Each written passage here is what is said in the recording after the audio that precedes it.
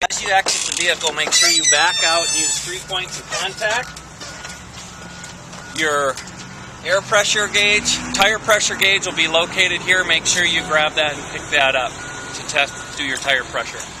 The first thing I want to check is the seal around the door. I want to make sure it's mounted securely. There's no damage, there's no tears to the seal.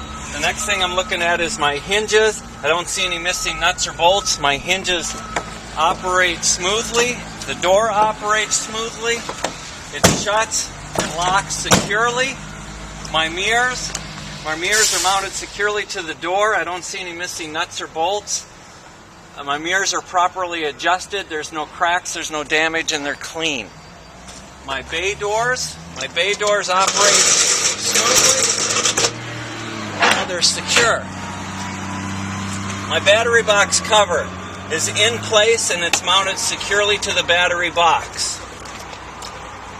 Okay, we're going to start with the engine now. What I like to do is I like to break things down in fours. There's 4 fluid levels to check. My windshield wiper fluid is full. My oil needs to be within the operating range on the dipstick. My power steering fluid needs to be within the operating range on the dipstick. My coolant level needs between add and max in the coolant reservoir. My belts can't be worn, frayed, or have excessive wear and can have no more than 1/2 inch to 3/4 of an inch deflection. There's 4 major components to the engine that I want to check. The air compressor, which is here. The steering box, which is located here. My water pump, which is located at the end of the fan in towards the engine block, and the alternator, which is located on the other side of the vehicle.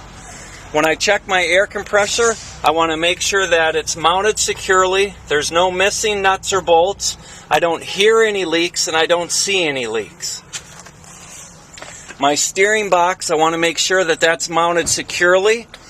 I don't see any cracks. I don't see any missing nuts, bolts, or cotter keys, and I don't see any leaks.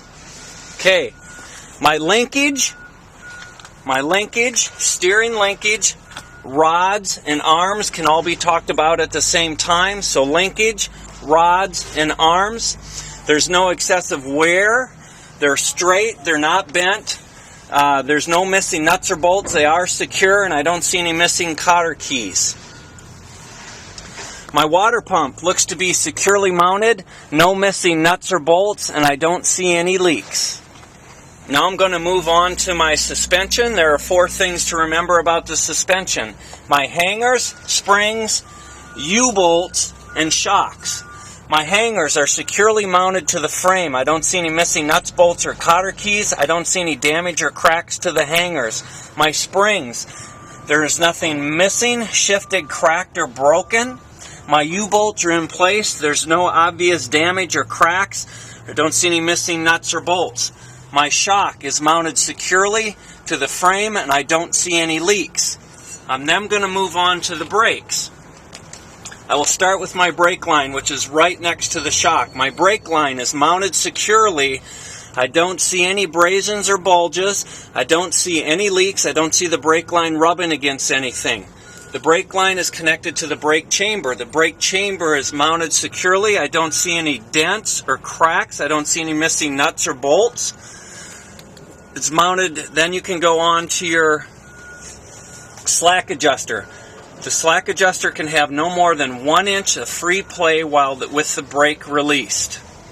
From the slack adjuster, I'm going to go down to my brake pads or brake lining. I need to have a minimum of 1/4 of an inch at all times. There can be no cracks or missing pieces. They can't be broken, and there can't be any signs of oil leakage along the pads or the inside of the drum.